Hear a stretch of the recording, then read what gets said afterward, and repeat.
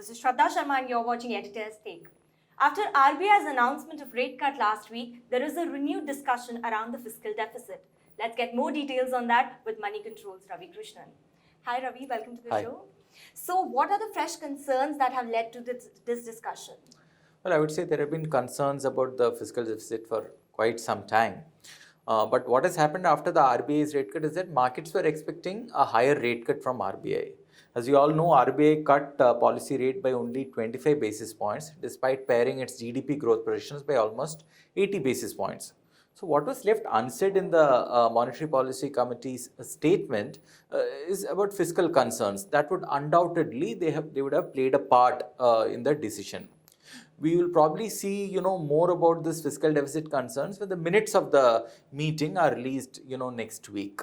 So what we are seeing now is the markets are concerned about the supply of government paper, that will hit the market. Bond yields have also been inching up gradually since July. All right, and what role has the growth slowdown played in all this?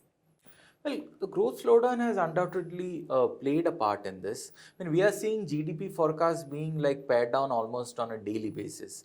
The latest is, of course, Moody's Investor Services, which has cut down India's growth estimate for the current fiscal to 5.8%. Let's take the RBI's number of 6.1% real GDP growth rate. If you consider average inflation this year to be around 3.5%, that will mean that the nominal GDP growth will be 9.6%.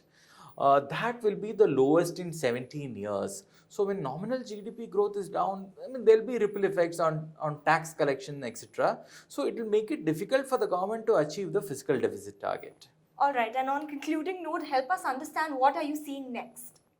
See, essentially what happens, when the fiscal deficit high, that means there is less fiscal space for the government to boost demand by, by ramping up public expenditure.